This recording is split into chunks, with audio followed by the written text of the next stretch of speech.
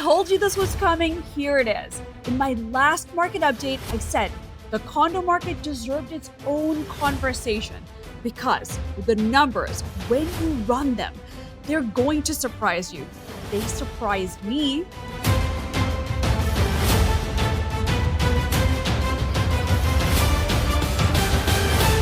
Not because condos are cheap, they aren't. Not because the market is recovering, it isn't, at least not for now. But because the story being told about the condo market right now is almost completely disconnected from what the data actually says. Stay with me. My name is Jovita Pinto, an award-winning real estate agent here in Metro Vancouver. My team actively works with over 100 clients every single year in the city. I make these videos because I'm a numbers girl, and I think you deserve the data, not a narrative someone constructed to get you to do something. Today, we are going to do a deep dive on the condo market, prices, sales, volume, inventory, the sales to active listing ratio by neighborhood, and a few things in this data that I genuinely did not expect when I sat down to read it. The Metro Vancouver apartment benchmark in April 2026 is $703,000, down 7.9% from April 2025, down 0.5% from March. That's the number everyone quotes. And on its own, it sounds like a market in decline. Here's what the number isn't showing you. Look at the last 4 months side by side. 4 months, a range of just over $500. Let me ask you, does this look like a market in free fall? That's, in my opinion, a market in suspension. Prices barely moving in either direction while buyers or sellers wait each other out. The year-over-year decline looks like a dramatic change. The month-over-month reality is much smoother. And that distinction matters enormously depending on when you bought, when you're planning to buy, and what you're actually comparing against. Here's my question to you.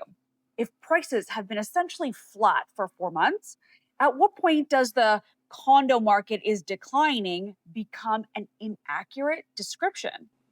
Now, let's look at the sales volume because this is where the narrative gets even more interesting, at least for me.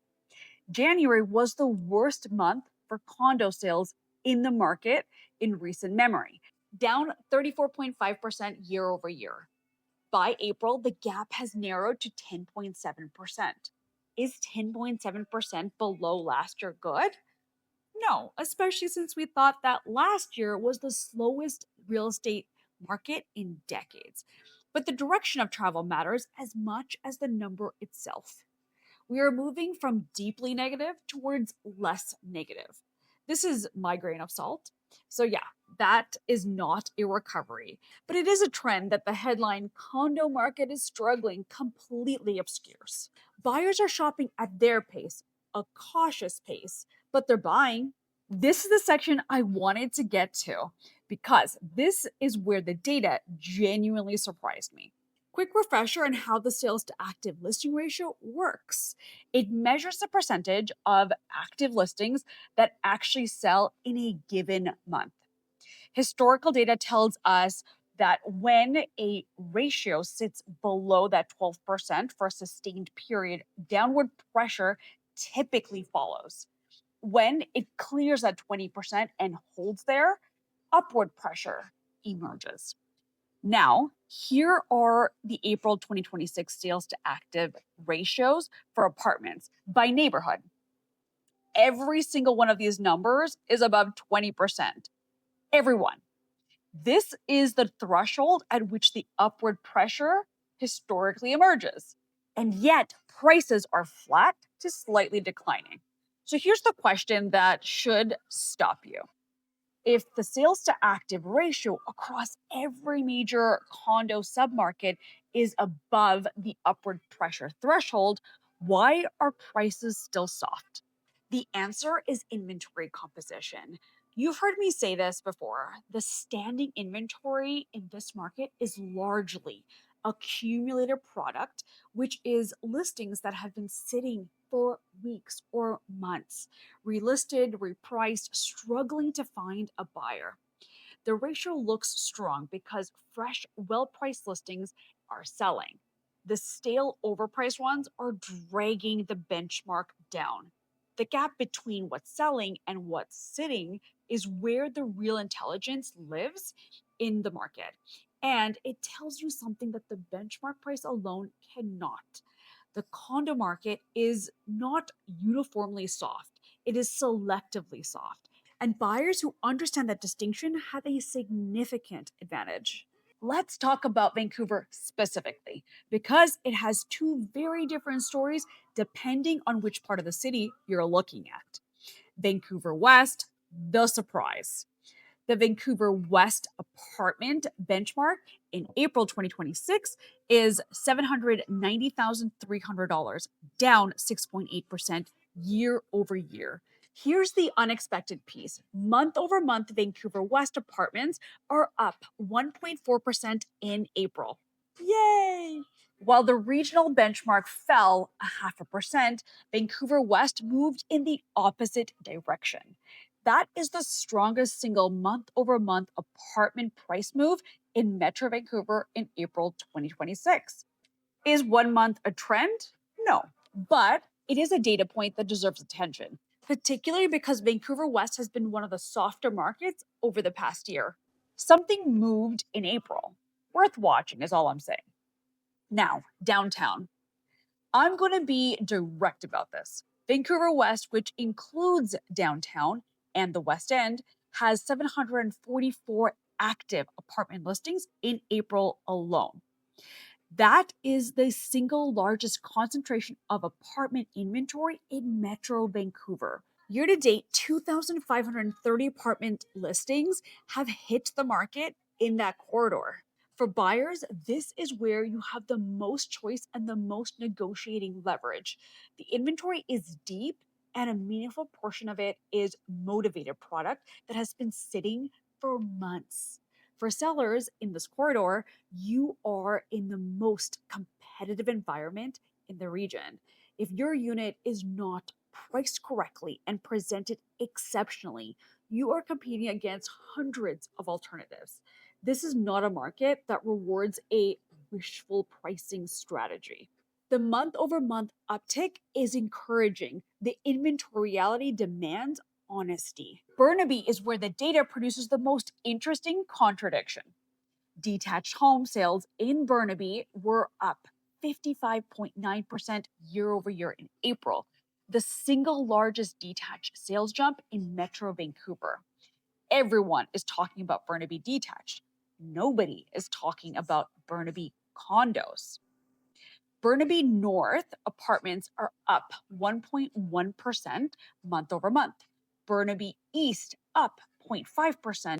The sales to active ratio for all Burnaby apartments in April, 36%, well above the upward pressure threshold. And yet, the year over year numbers are still deeply negative, down 6 to 8% depending on the sub area. Here's the disconnect. The short term signals in Burnaby condos are actually more positive than the long term narrative suggests. The market got ahead of itself between 2020 and 2022. It corrected.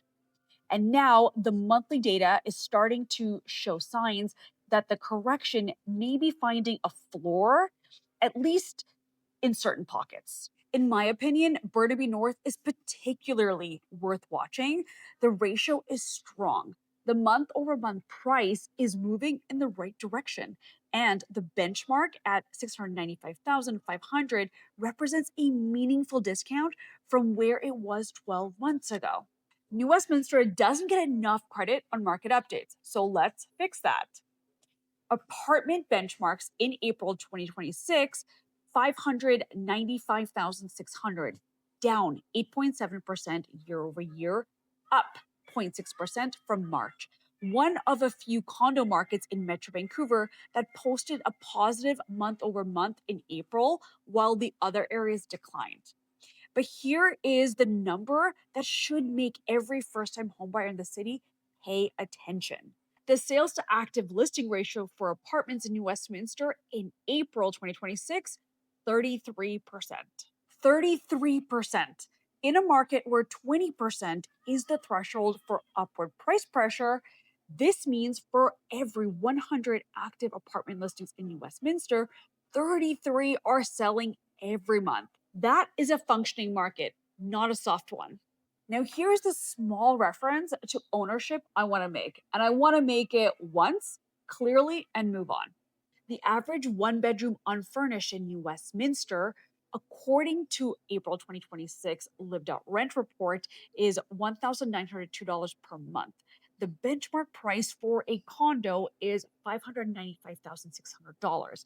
I'm not telling you owning is cheaper than renting right now, because at current mortgage rates and strata fees, it isn't. But the gap between owning and renting in New Westminster is the smallest it's been since 2020. And every mortgage payment builds equity, every rent payment doesn't.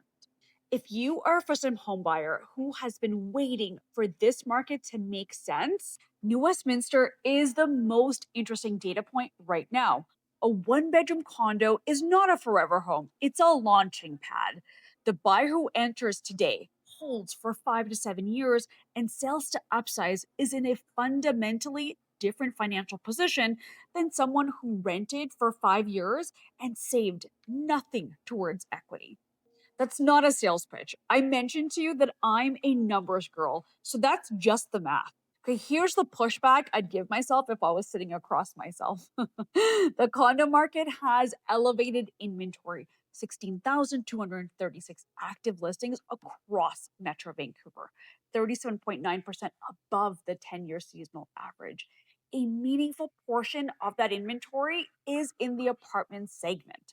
More supply means more competition for sellers and more options for buyers. Apartment sales are still running below last year in most submarkets. The year-over-year decline have narrowed, but they haven't reversed. And the global backdrop, geopolitical instability, putting upward pressure on bond yields and fixed mortgages, it hasn't resolved. Rate sensitive buyers, which describes, well, most condo buyers, are still operating in a more expensive environment than they want to be.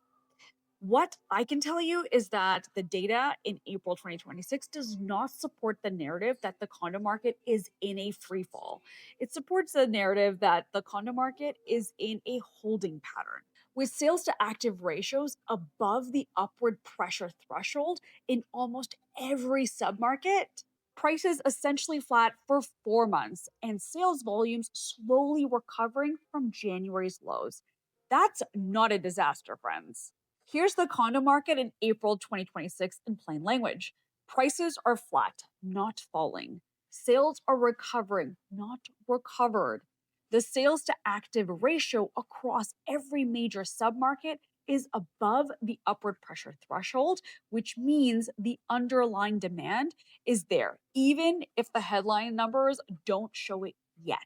Vancouver West posted the strongest month over month condo price move in the region, worth watching. Downtown and West End have the heaviest inventory in Metro Vancouver, worth knowing if you're buying or selling in that area. New Westminster has the most accessible entry point in the data, a 33% sales to active ratio, and a month over month that moved in the right direction while most of the region moved in the wrong one. Burnaby condos are being completely overshadowed by the detached surge, which means buyers are paying attention to the condo data there right now and have less competition than they will in 6 months if that segment catches up, which I think it will. The next market update is coming soon, along with much more weekly. Subscribe so you don't miss it. I'm Jovita Pinto. Scan the QR code to book a strategy call with me. I'll bring the data, you bring the questions. See you in the next one, friends.